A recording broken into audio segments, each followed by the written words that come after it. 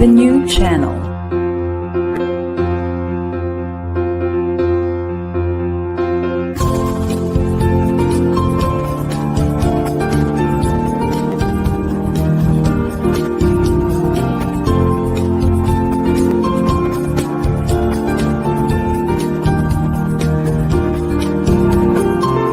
The new channel.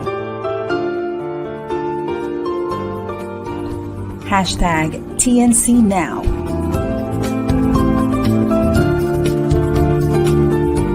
The views, opinions, and insights expressed in the following shows are those of the host, producers, guests, and viewers. They do not necessarily reflect the position of the channel. Viewer discretion is advised. Hello and welcome to the new channel. Welcome to Hashtag Para sa Bayan. This is our 3rd year anniversary special episode. See you in a while.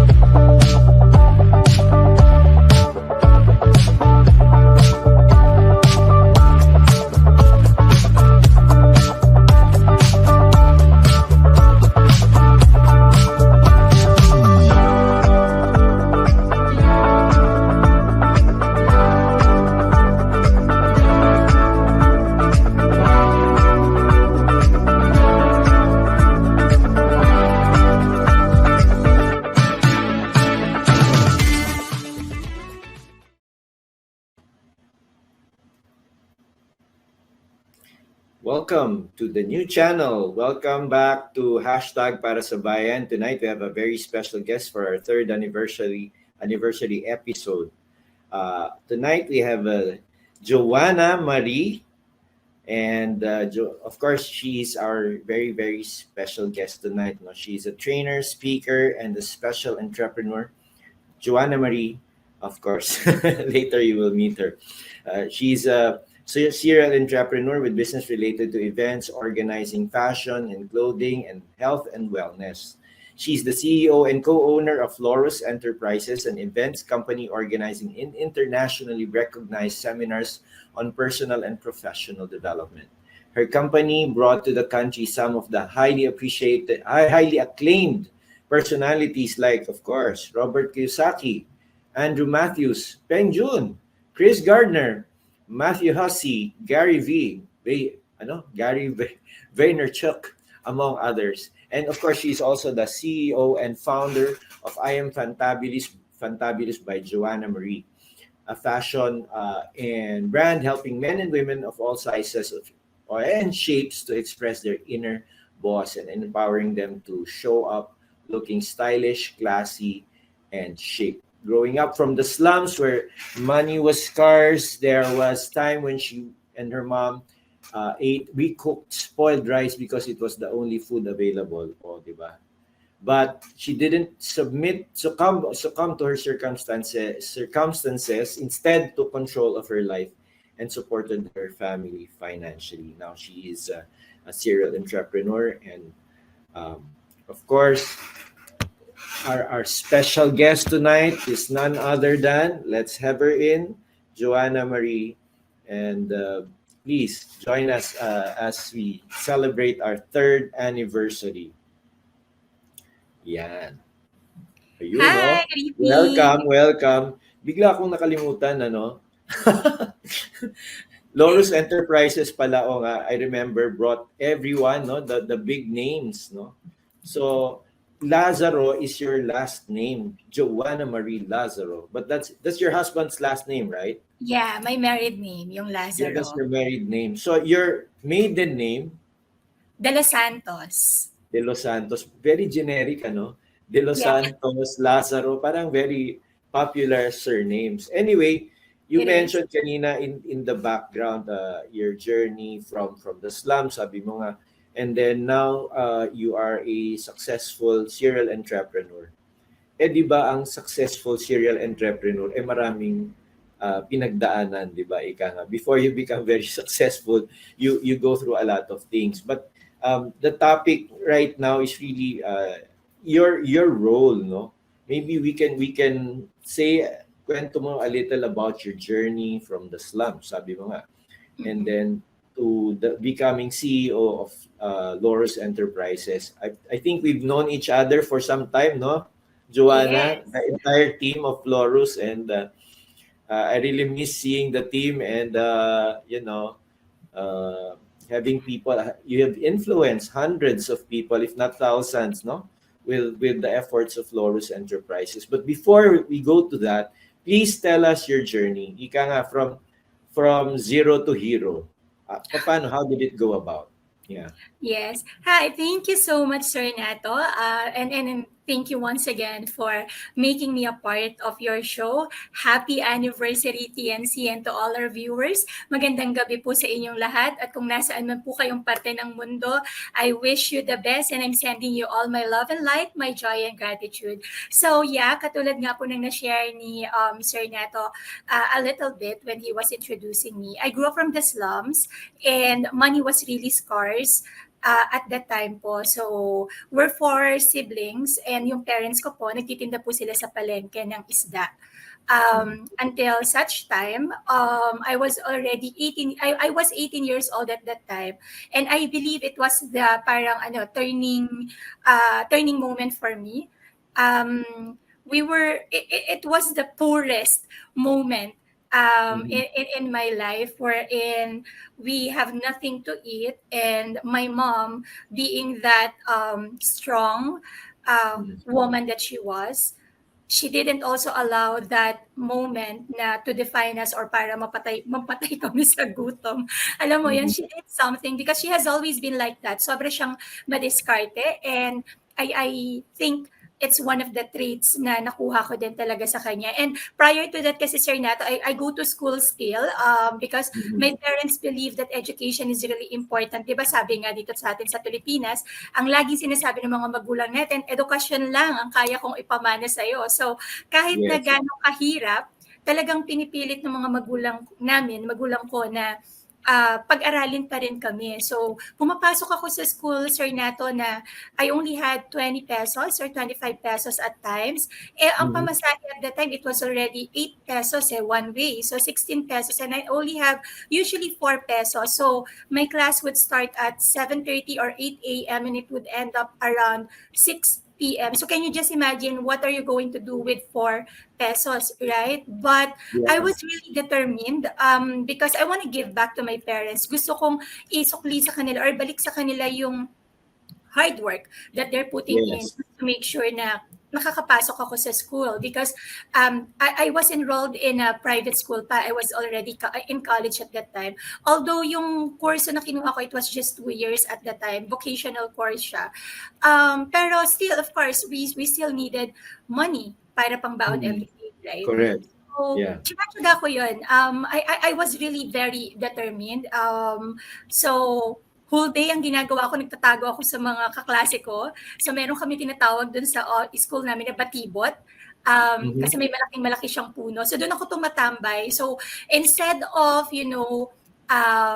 doing something else, puro aral na lang yung ginagawa ko. So, in return, maganda yung school grade ko. Pero, lagi ako bottom. So, and then, kaya ako nagtatago kasi napagod na akong mag-explain, napagod na akong magsabi sa mga kaibigan ko na, bakit munggo na naman ang uulamin ko, or alam mo yan, bakit kalahating order lang? Kasi ang ginagawa ko po, iipunin ko yung 4 or 5 pesos na natitira sa akin. And then once a week, sasama ako sa mga friends ko sa canteen para may makain. So that, I was Para masking. sumabay sa kanila. Yes, para makasabay Okay. ako, alam mo yun. At Yes. saka para hindi naman nakakapagtaka na everyday wala tong babae na to, di ba? But, so that was my life before and I was also helping my parents po sa pagtitinda sa palengke. And I was already grown up, dalaga na po ko. And Yes. post na rin, di ba? So yung level of hiya bilang dalaga, ang taas-taas na po sa akin. But I had to, sabi nga kailangan mo siyang tanggapin eh. Because for me, having my diploma and at the same time, makatulong sa parents ko, yung pinaka-importante sa akin. So, nagtitinda rin po ako ng isda, nagtitinda rin ako ng manok, nagtitinda ako ng gulay doon sa tindahan ng mga auntie ko. And at one time, nagtitinda ako ng samalamig. Alam niyo po yung palamig. Yes. So, Okay. pumasok ako sa school na sugat-sugat yung kamay ko kasi matalim po yung bibig nung lagyanan nung samalamig eh. But it was okay with me kasi I was making money. And sa kakaipon ko po, finally I was able to buy my first shoes out of my own pocket. Kumbaga parang inipon ko siya sa loob ng 1 month. And kasi sa Cavite po kami nung nakatira, Opo. lumuwas kami ng Manila kasi may school activity. Tapos dinala kami ng school sa SM Cubao kasi doon po magla-lunch. And I was able to buy my first shoes. That was the first time ever na napakinabangan ko po yung hard work ko. And the shoes was only mura lang po, para mga 300 to 400 pesos. But I treasure it so much because it came from my hard work. So that Yes. was my Ganda life. nun. Yes, that was my life back then. And doon ko rin po unang na-appreciate na, this is how it feels pala, making your own money, no? And then, so it was up and down yung situation namin financially until that most fortunate day in our life. So it was just my mom and I sa house po. So whole day po kami na walang kinakain. So what my mother did, nakita po niya yung kanin na nasa kaldero. So, panis na po siya kasi kumbaga parang whole day na siyang nandoon tapos wala po kami refrigerator and then sobrang init. So, panis na po yung kanin pero medyo marami siya. So, nakakapanghinayang po na itapon.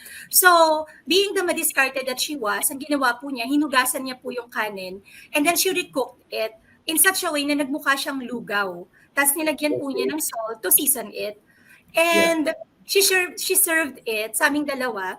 Watak-watak po kasi yung family namin kasi medyo naging magulo na rin po talaga yung family namin because money has always been parang ang laking issue po sa house.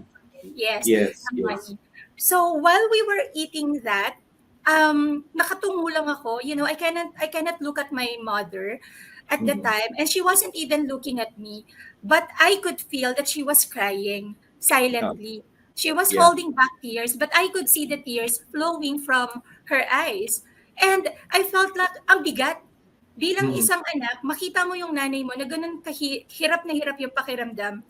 I couldn't look at her because in my mind, I wanted to preserve a little bit of dignity for her. Kasi being a mom, I believe, or being a parent, di ba? Parang masakit sa kanya yun. Sobrang sakit yun na hindi naman mapakainin ng ganong klaseng pagkain ng anak mo, diba? Pero what can you do? That's the best that you can offer her at that time. And I'm so grateful to her because she did what she could right at that very moment. She used whatever resources left at that moment. And I'm so grateful for her for that because she taught me a lot of lessons. And it was really my turning point because while we were eating that, and while we were silently crying, I actually told myself talaga, Sir Nato, na this is para siyang telenovela in a way, no? Kasi syempre, I grew up in a telenovela, era. Scenario. Yeah. Yes. So, I was telling myself po at that night na this is going to be the last time that this would ever happen to me and to my family. Yeah. Hindi ko napapayagan yung nanay ko, kapatid ko, or even tatay ko, na pagdaanan yung ganitong klaseng hirap. So, I took control of my life because I was already 18 years old. I took control of my life. I decided to stop schooling because it was really so hard already because hindi na namin nababayad. Kumbaga parang delayed na ako lagi sa pagbabayad ng tuition fee at lagi na lang ako nakikiusap dun sa co-op. Siyempre, one time papayagan ka pero kailangan bayaran mo yung previous before ka makapag-take ng exam na next ulit, diba? So, it was always like that. So, parang napagod na rin ako sa ganong scenario. So sabi ko, I don't want this kind of situation anymore. So I stopped schooling. I told my father at the time na hindi na po ako mag-enroll because he was giving me the tuition fee na pinangutang at the time. So and I went back to Manila. Nakitira po ako sa bahay ng tita ko at doon po nagtrabaho po ako and then thank God, I met some friends from PUP, Polytechnic University of the Philippines, and about when they found out that I had to stop schooling just to earn some money, sila po yung tumulong sa akin naman na makapasok ako sa PUP Santa Mesa. And because of them, I was able to get my diploma. But it took a while kasi I was 18 nung lumuwas ako. I was Yeah. able to get my diploma po at age 25. Kasi I had to once again stop schooling to prioritize Of work. course. There are times na hindi ko kayang pagsabayin yung work at saka yung pag-aaral eh. And at that time po talaga, napakaswerte ko na talaga kung makatulog ako ng 3 to 4 hours because the most normal for me is 2 to 3 hours. Every day of my life po yun. But again, it was okay because I was very determined to earn my diploma because I wanna give it to my parents. And at age 25, I graduated from school. 2 months after po, nakapasa ako from PRC. I became a licensed teacher, Professor. secondary teacher. Yes. LPT. So you're an LPT, Ha? licensed professional teacher. Yes, I am a licensed Okay. professional teacher po. Secondary school po, yung pwede kong turuan. And I really thought na dun yung direction na pupuntahan ko. But of course, my father God, my daddy you, yung tawag ko po kasi sa kanya, he has different plans for me. So, I got introduced to the corporate world. So, napasok po ako sa corporate. And then from there, dun po nag-ano talaga, dun ako natuto about my organizational skills, even my writing skills, dun po talaga na-develop. And my administrative skills. And then eventually po, I got into a distribution business where I met Jerome San, the founder of Laurus Enterprises. And he Laurus. saw potential in me. So I became a mentee of Jerome. So ginawa po niya akong part ng Cash Flow 101 workshop niya, one of the core leaders.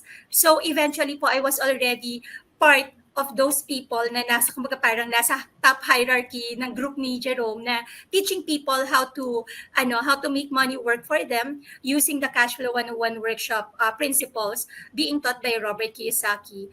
And then 2015, that's when Jerome decided that it's time for him to pasukin na po talaga yung event organizing because we had an opportunity to bring Robert Kiyosaki to the Philippines and Jerome cannot do it on his own.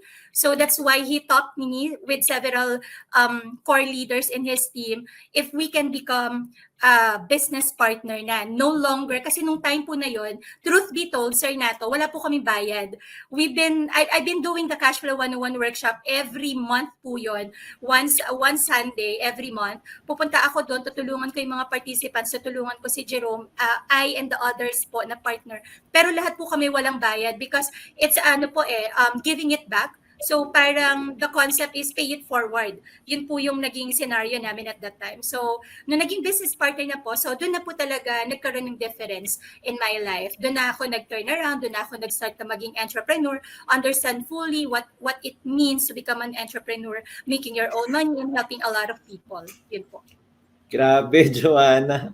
Ang life story mo talagang pang telenovela, and I think this is really what we're talking about when you talk about people development and motivating people, and TNC is all about all things new, inspirational stories. Here on hashtag para sa bayan, we really focus on people who are also nation builders, no, in a way, in a very big way. I think Laurus Enterprises, through you and Jerome and Jev and the entire team, kayo yung very ang dami yung dinala ditong mga resource speakers na talagang alam mo yon, yung they're really from out of this world sila. Chris Gardner, of course. Imagine mo having that person na yung pinapanood lang natin sa movies, no, na what's that, In Pursuit of Happiness, no, I remember. Yes, So In yes. Pursuit of Happiness, di ba? Siya na pala yun. And then of course Robert Kiyosaki, our collective idol, no. But siguro before we deepen our discussion, maybe we will just go into a very short break, Joanna, and then we will deepen our discussion. Then maybe I'll ask you more about your work with Laurus and what you're doing now. And then hopefully you can inspire a lot more viewers of hashtag para sa bayan and TNC with your life story. We go back, ladies and gentlemen. We have, of course, our very dear friend Joana Marie Lazaro, and we will deepen the discussion earlier. I'd like to paraphrase earlier. Kanina you mentioned that you came from the slums. This was in Cavite. Where was it in Cavite? Dasmariñas, pero hindi po talaga That's kami not. taga do'n, Sir Nato. I grew Yeah. up from Quezon City in Commonwealth, Holy Spirit in Commonwealth. particular. Tapos po Oh, napunta lang kami sa Cavite because my parents wanted to, ano sana kumbaga parang new life, gano'n, new yeah, yeah. beginning. I But understand. yun na nga po, ano pa rin talaga siya, full of flowers yung naging journey even if ano na po Yeah. kami, lumipat na kami sa Cavite that time. Yeah. And then from that, you were able to go to college in PUP and then complete your LPT. But you mentioned nga it was not to be it was not meant to be na magtuturo ka sa schools, but rather you went into corporate and became a trainer. And I think you influence a lot of people because as a mentor, as a mentee first, then as a mentor, you became one of the kumbaga people who people look up to. So tell us more about that particular journey. Yung that nung sa Laurus na, yung when you were bringing in Chris Gardner, Robert Kiyosaki, Gary V, who else? Yung mga sikat na talaga motivational and inspirational speakers. Yes, please tell us more. Yeah, so yeah, it was in 2015, November 30, the very first event that we did. This time, I was part of the Laurus Enterprises as one of the business owners, and yeah, and I was the chief marketing and sales officer at that time, Sir Nato. And Yeah. the journey was up and down pa din eh. Kasi when we started, actually big group kami, tapos eventually marami pong umalis na, nagkaroon ng mga disalignment in beliefs and values until eventually, ngayon po si Laurus Enterprises, it's being owned by 4 people na lang, Jeff, Jerome, Angie, and myself. So at the time po, Jerome has always had this vision. He always wanted to bring Robert Kiyosaki to the Philippines. And his mentor at that time, si Bellum Tan, who was the Rich Dad Asia, yung tawag po sa kanya Rich Dad Asia, and he is the best friend of Robert Kiyosaki. So he Yeah. was also helping Robert Kiyosaki na mapalaganap yung idea ng Rich Dad Poor Dad through the Cash Flow 101 workshop. So Jerome sought him out, and then he became a mentor to Jerome. And every now and then, Jerome would ask, can we bring Robert Kiyosaki? And Bellum would say, no, you're not ready. Can we bring Robert Kiyosaki? No, you're not ready. So it was years and years and years na ganun yung conversation nila until 2015 came and the scenario changed. Biglang Bellum Tan was asking now, Jerome, do you want to bring Robert Kiyosaki to the Philippines? And Jerome was, am I ready? Are we ready? So Okay. Ang galing it was a funny anecdote, but yeah, so Bellum said, yes, you are. However, you just need to form a team. You need to get business partners to help you because this is bigger than what you can imagine. And at that time, we do not really understand when he said bigger than what you can imagine because little did I know and some of the partners, si Jerome talaga yung mas, kumaga parang yung buong scenario, si Jerome yung nakakaintindi na we are Correct. already partnering at that time with one of the world's biggest event organizer, and that is Success Resources. So That's it all became now right. a partnership. Yeah, it now became a partnership between Success Resources and Laurus Enterprises. And there's a lot of things that need to be done. More than the money, malaking amount po talaga yung kakailanganin, but it needed talaga lots of skills and talents to pull the event through. So, yun. So, I was stopped to become a business partner this time. So, nagkaroon Mhm. pa kami ng parang assessment by Bellum, like he was asking Jerome, so Joanna, syempre English siya, Singlish, kasi he's a Singaporean. So, Yeah.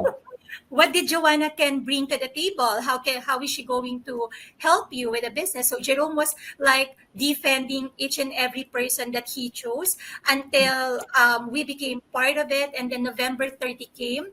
Um, we were able to pull in 1,800 participants in the room. If you're going to Wow. ask me, is it Mm. huge? It is. But were you able to hit the target? Unfortunately, no, because we were so ambitious at that time and we really Mm. wanted to hit 5,000 participants, Sir Nato eh. So, Yeah. habang lumalapit yung araw, alam mo yun, yung parang pabigat yung pakiramdam mo na layo-layo pa natin sa 5,000. Paano ba natin to gagawin? Because we don't know anything yet about digital marketing at that time. We don't know how to maximize the power of social media, more so Facebook at that time. So we were just using whatever little knowledge that we have. And then parang 1,000, 1,200 until a month before the event, our partner asked us, do you think you can still hit the target? Parang sabi namin, yeah, parang alam mo, may duda na, ganyan. Are you not Oo. happy with what you have right now? Of course, hindi, diba? Of course not. We're not happy. So, alam mo yan, big realization lang yung sinabi nila na, you know what? You already have a big number. This is a really, really good number of participants. Yeah. Isn't it that you're aiming too high lang? Kasi were you able to consider all the factors, that the amount of promotion that you have to do, the duration and all? But if you're going to if they're looking at it from the perspective of an outsider, they're looking at it na you're already making it huge. It's a huge event because you already have Exactly. 1,500 people in the room and Oo 1,000 naman. on the actual. Yeah. Mm. Pero bakit hindi kayo happy? So, yun na nga, parang siguro bumabalik doon na because we're aiming too high, sometimes we forget to acknowledge and celebrate the little wins that we had along the way. So, it was a very beautiful journey, full of lessons, and it really taught me a lot with regard to me being an entrepreneur and me being a leader. And because of that event talaga, nag-catapult siya. Mm. We suddenly had opportunities to bring some more like Chris Gardner, um, Oo. Gary Vaynerchuk, so much more. What was I that know, event? National National Achievers Achievers Congress. Congress. So I was also there. I think we were sponsors. My old company, like I think sponsored. No. So, anyways, um, you know, from the outsider, kasi hindi mo makita yung ano, no, parang yung stress ng mga Yeah. organizers. But if you look at it, it's really a very successful event with lots of people. But of course, the numbers, etc. But at the end of the day, I think, di ba, those people who came were impacted really very heavily, and a lot of, I know from from your group, from your core group of 4 people, I think that expanded to a lot more, shall I say, believers, no, believers or people who believed in what you were doing. I think people wrote books pa. I really observed Yeah. Laurus That is for a the long time. that Hindi is lang the most talaga ako, beautiful. That is the yeah, most beautiful part of it, Sir Nato. Sorry, yeah. nagkakasalubong tayo. Then ibig Yeah. sabihin, I was in the outer circle of the inner circle. But basically I was just observing you guys and how you work. And I was so happy to see you and how the team clicked, no.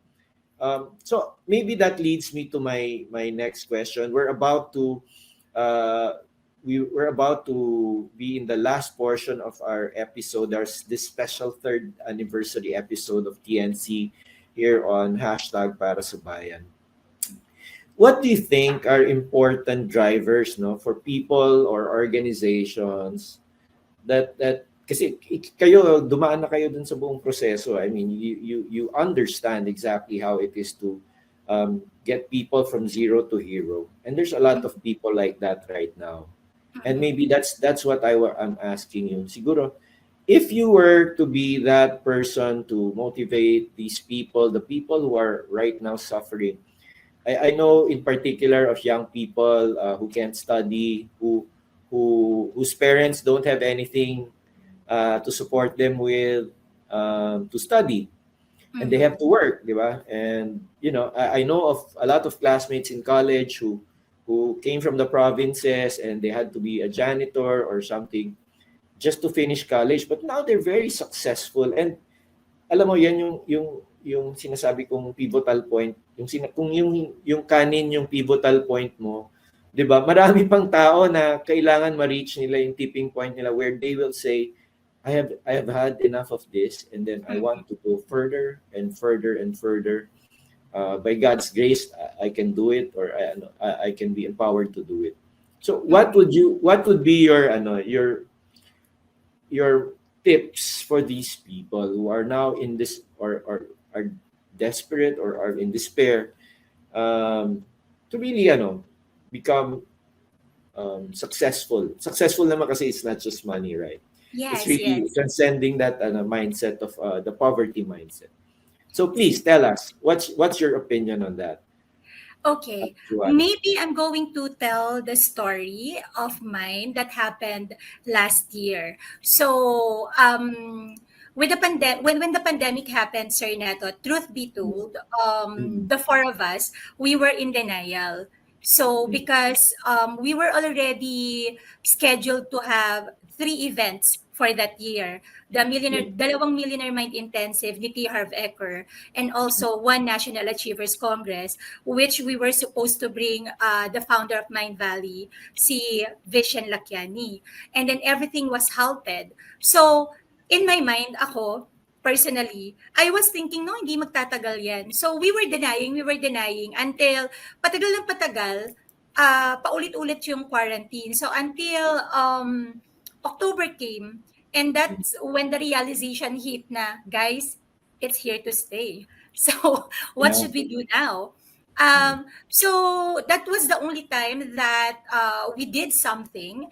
Kasi at that time po ginagawa namin, nagaganito kami, nagpa-podcast kami to continue serving the community with inspiration. But we're not earning right, anything because the purpose really is to stay connected with the community of Laurus Enterprises. And mm, then so that was when the time I suggested to the group that, you know what, to the team that, you know what, let's do an event. And that's when Takeoff Summit by Laurus Enterprises was born, and the very first event happened January 2021. However, although we were able to shift or transition to the virtual event, a lot a lot of people has already transitioned earlier than us. So kumbaga, parang yung portion ng pie na nakuha na lang namin isn't as big as we were doing the live event before. So, but we yeah, kept on pushing, and then at the time also we were still paying our office because we believed nga na baka by 2021, middle of it, everything is going back to normal, but it didn't happen once again. correct, So, we lost a lot of money, we lost a lot of opportunity. 2022 came before 2021, and I even created a program, a course, Sir Nato, which I sold mm, publicly. It's about affiliate marketing, but oh, I was coming from the space of fear, of scarcity and lack. So the yeah, driving force within me is I have to make money. Ganon kagigil because money yes, is dwindling. And we mm, know that when you have that kind of energy over money, it's going to be really hard for you, right? Because luck and fear and scarcity, oh my gosh, pag samasamahin mo yan, it's a recipe for disaster. So, I was able to, sell the program three times until April came, and I felt one day I woke up and I just felt like so empty. And sabi kong ganun, parang depression na ba to? Parang, am I entering the phase of depression? And day in, day out, I would wake up and I don't know anything anymore. I don't know what to do anymore, mm, Sir Nato. Like, yeah, mag-uumaga, didilim, mag-uumaga, magdidilim na I wasn't doing anything productive. mm, Tapos, until nagkaroon kami ng misunderstanding asawa ko, sobrang simpleng tampuhan, but it triggered me and I cried rivers. So, wow, and that was the time that I told him na, kasi he was already, parang ang OA naman itong asawa ko. Siguro sa isip niya, OA naman itong asawa ko. Parang ang liit-liit lang naman ng bagay na sinabi ko, pero yung reaction niya, parang lalaban na siya sa Cannes Film Festival, ganyan. So, iyak ako ng iyak. And then, yeah, in between my cry, that was the time that I told him that I think I'm entering the phase of depression, Han. So, it allowed me to be vulnerable at that time and to be honest with him because I was trying to be strong in front of him. I didn't want him to be worried. But you know what? Our partner, they're there to support us not only on the good times. Di ba yun nga yung sinumpaan natin sa harap ng altar eh. So, and because of that, I was able to embrace my vulnerability and told him what was really happening to me. So now, Right. parang merong isang malaking pako na natanggal sa puso ko na finally naamin ko na sa asawa ko kung ano yung pinagdadaanan ko. So that's one lesson that I wanna share or impart to everybody na may pinagdadaanan. Ngayon, you are not alone, and you are never alone because you have your own divine creator with you, and he's just waiting for you, maybe for you to finally say na, I cannot do this anymore. I don't want to do this alone anymore. Please help me, because that's what I needed. When I finally surrendered to my situation and acknowledged that I cannot do things on my own anymore and I needed help, help came.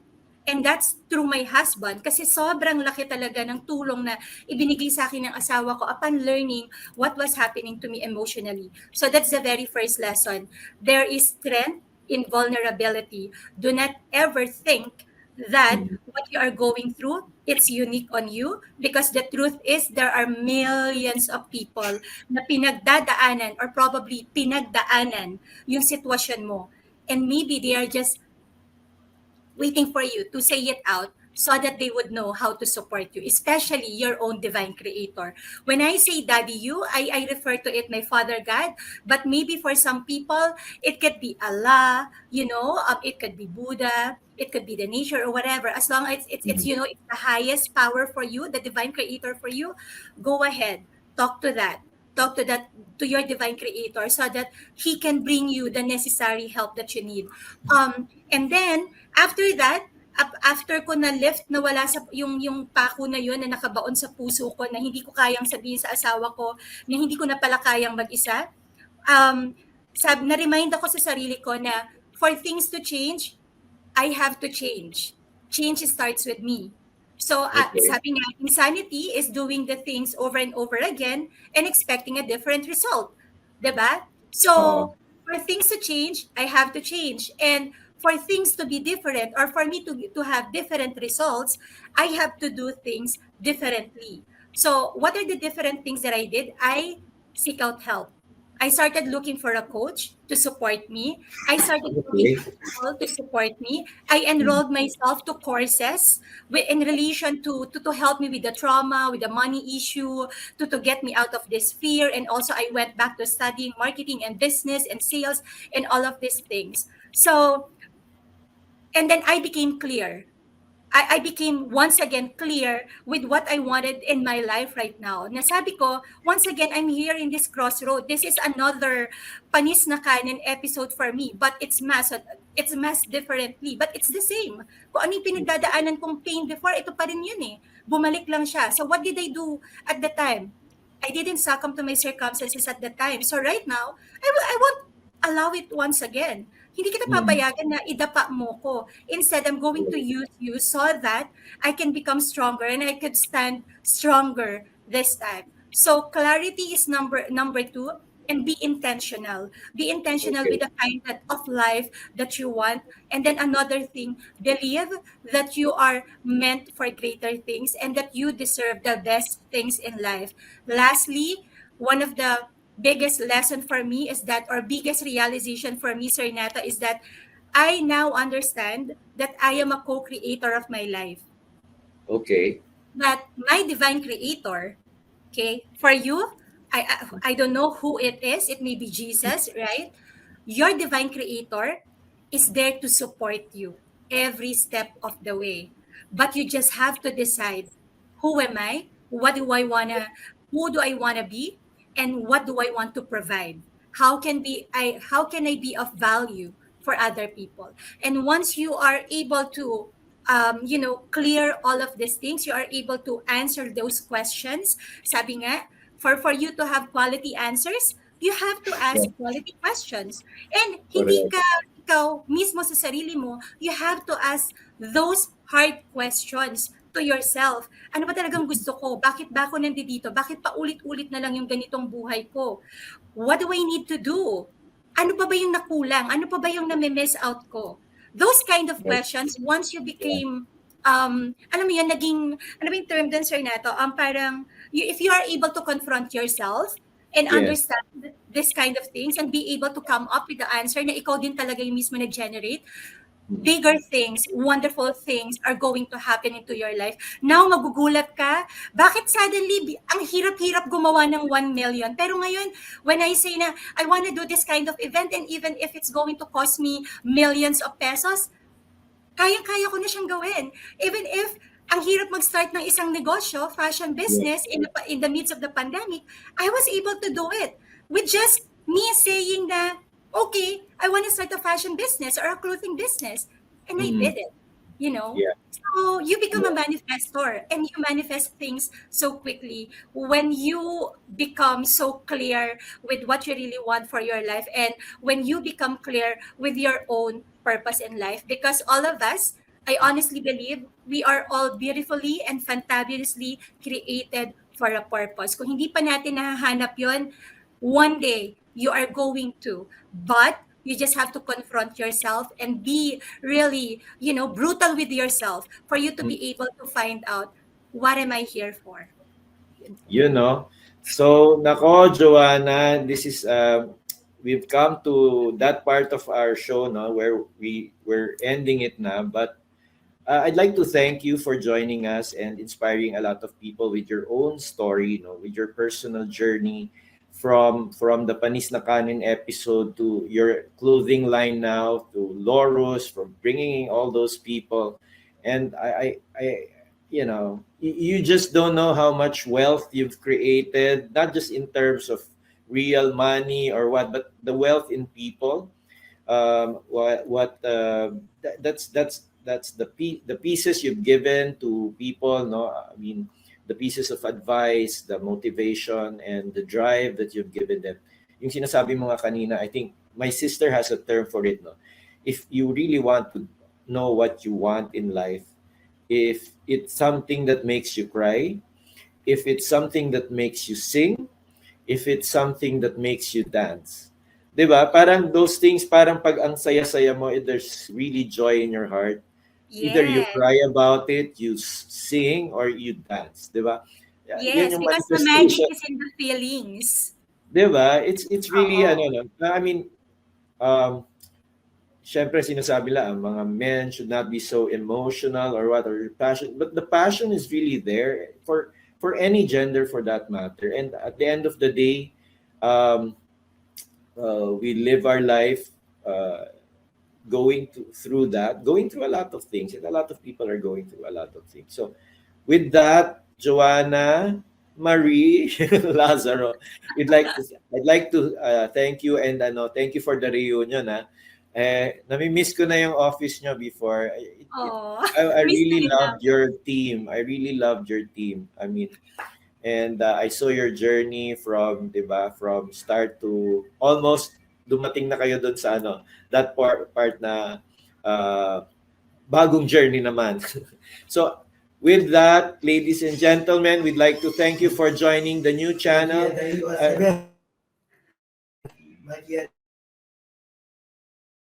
So thank you very much, ladies and gentlemen. That's our episode for tonight, the third anniversary of TNC. And happy anniversary, TNC. God bless you and bye-bye. See you. Thank you, Joanna.